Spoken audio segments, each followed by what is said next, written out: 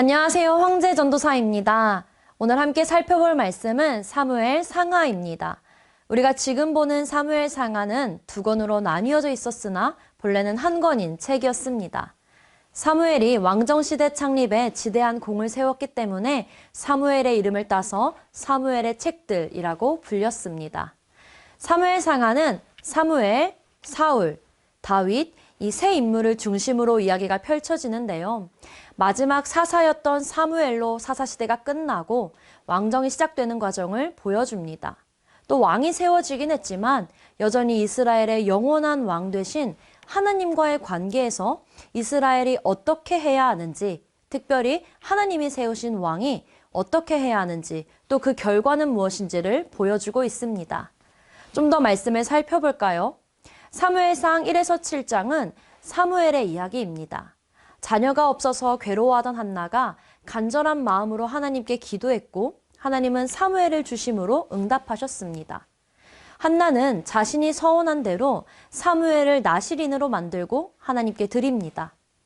사무엘은 제사장 엘리 아래에서 자라며 제사장 수업을 받았습니다. 그런데 성경은 하나님의 말씀을 들어야 함에도 듣지 못하는 엘리와 하나님의 말씀을 듣는 사무엘을 대조하며 보여줍니다. 엘리 아들 홈리와 비느하스는 종교를 이용해서 자신이 원하는 것을 얻어내는 종교인에 불과했습니다.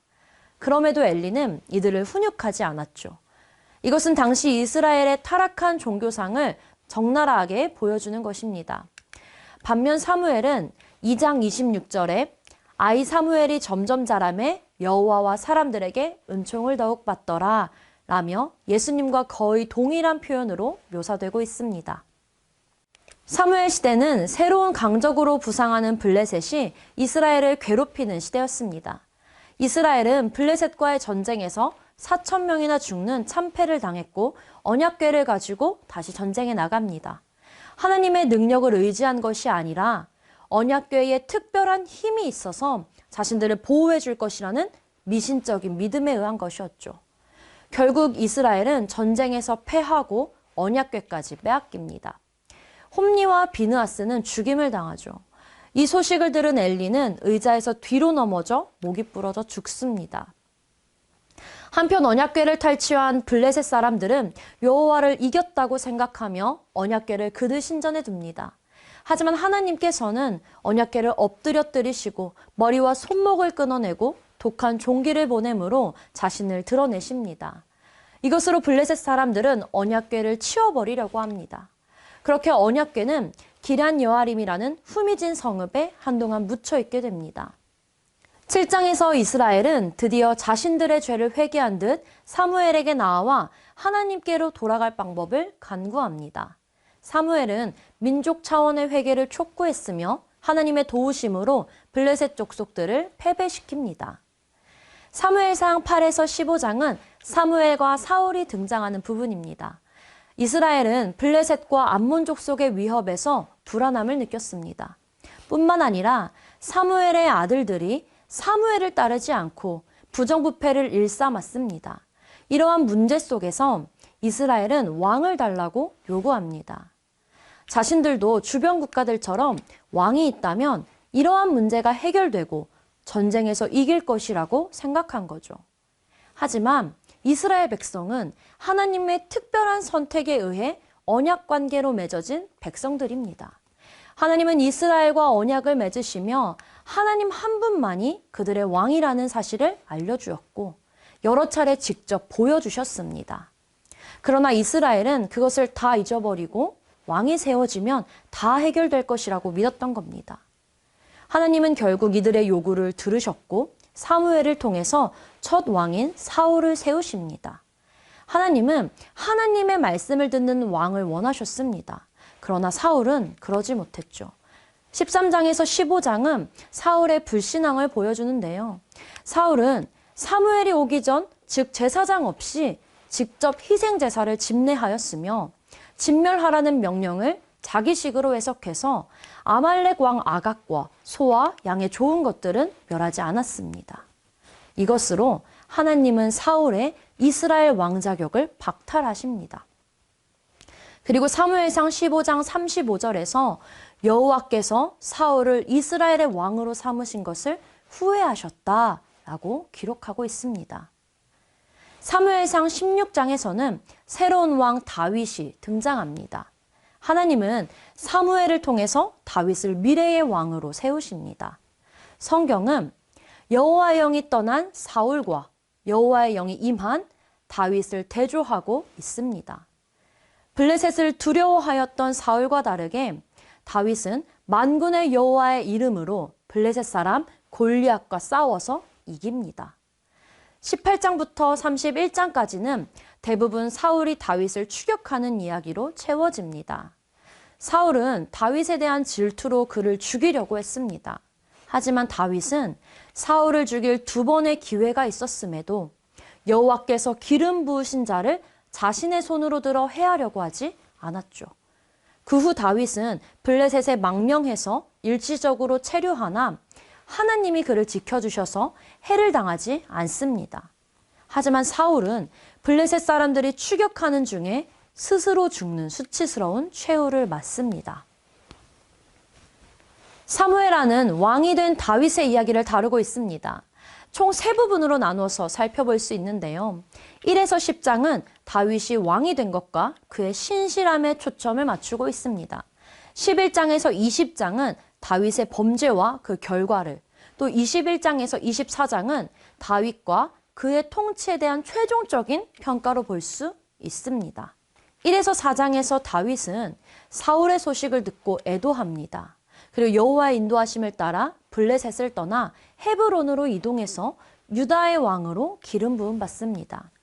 전쟁이 계속될수록 다윗은 점점 강해졌습니다. 5장에서는 온 이스라엘의 왕이 되어서 다스리죠. 다윗은 곧이어 왕권을 견고히 하는데 예루살렘을 정복하여 다윗의 성으로 삼고 두로왕 히람과 동맹을 맺으며 블레셋과의 전투에서 승리합니다. 이것은 사무엘하 5장 10절에서 말하는 것처럼 만군의 여호와께서 함께 계셨기 때문에 가능한 일이었습니다. 6장에서 다윗은 기란 여아림에 있던 언약궤를 예루살렘으로 들여옵니다. 이때 다윗은 전심으로 찬양하고 백성들과 함께 즐거워하며 희생제사를 드리고 백성들을 축복하죠. 7장은 사무엘서의 핵심 부분이라고 할 수 있습니다. 다윗은 선지자 나단에게 나는 백향목 궁에 살거늘 하나님의 궤는 휘장 가운데 있도다 하며 하나님의 궤가 머물 수 있는 처소를 마련하고자 하는 뜻을 보입니다. 다윗이 왕궁에서 평안하게 살게 되었고 하나님께서 주위의 모든 원수로부터 지켜주셨기 때문에 성전을 건축할 때가 되었다고 생각한 겁니다. 하나님은 이러한 다윗의 고백을 듣고 뭐라고 말씀하셨을까요? 예배를 위한 성전 건축은 다윗이 왕이라고 해서 정할 일이 아니라 하나님께서 택하신 장소에 하나님께서 세우실 일이라고 말씀하시며 다윗의 성전 건축을 금하시고 오히려 하나님의 더 크신 계획이 담긴 언약을 맺으십니다. 이것이 다윗 언약인데요. 다윗이 하나님을 위해 집을 짓는 것이 아니라 하나님께서 다윗을 위해 집을 지어주시고 다윗의 후손을 통해서 왕위를 견고하게 하시겠다고 약속하신 겁니다. 다윗의 후손은 누구일까요? 성경은 우리가 이것을 궁금해하며 읽어나가길 바라고 있고 궁극적으로 다윗의 후손으로 오신 예수 그리스도와 또 그를 통해 세우실 영원한 나라를 바라보게 합니다. 8에서 10장에서 다윗은 하나님의 도우심으로 어디로 가든지 승리하는 모습을 나타냅니다. 그러나 11장부터 다윗은 쇠퇴하기 시작하는데요. 다윗은 그의 신하 우리아의 아내와 간음하여서 임신시키고 우리아를 전쟁터에 나가게 해서 죽게 합니다. 하나님은 나단을 통해서 다윗을 책망하시고 다윗은 회개합니다. 그러나 다윗은 24장에서 인구조사를 함으로 하나님 앞에 또다시 죄를 범합니다. 하나님을 온전히 의지하기보다는 자기가 왕으로서 동원할 수 있는 인력을 파악한 거죠. 하지만 다윗은 인구조사 후에 마음에 자책하면서 또다시 회개합니다. 하나님은 이러한 다윗의 죄 가운데에서도 은혜를 베푸시는 분입니다. 솔로몬을 아들로 주셔서 다윗의 왕조를 이어가게 하시며 인구조사 후에는 아라우나의 타작마당을 구매해서 성전 건축 장소를 예비하십니다. 다윗은 어떤 왕이었을까요? 성경은 다윗이 하나님을 잘 섬긴 것부터 죄를 지은 모습, 그리고 회개한 모습까지 적나라하게 보여주고 있습니다. 다윗은 하나님 마음에 합한 자였습니다. 하나님을 진실로 사랑했고 하나님으로부터 사랑받은 자였습니다. 죄를 범했을 때에는 진정한 회개가 무엇인지 보여줬던 인물입니다. 사무엘상하는 사무엘과 엘리 제사장, 사울과 다윗을 대조하며 보여줍니다. 하나님을 왕으로 고백하는 백성이 어떻게 살아야 할지, 또 그 결과는 무엇인지를 보여주고 있죠.